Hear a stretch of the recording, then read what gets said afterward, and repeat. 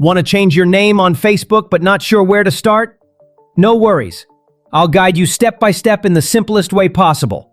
First, open the Facebook app on your phone and tap the 3 lines menu. On Android, it's at the top right. On iPhone, it's at the bottom right.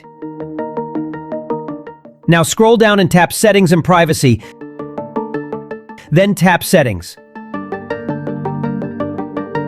On the next screen, tap See More in Account Center.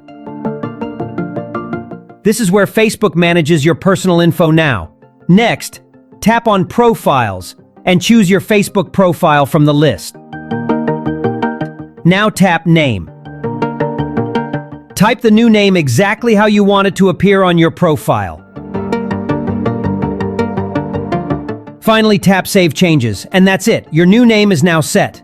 Just remember, Facebook only allows name changes once every 60 days, so make sure you're happy with it before saving.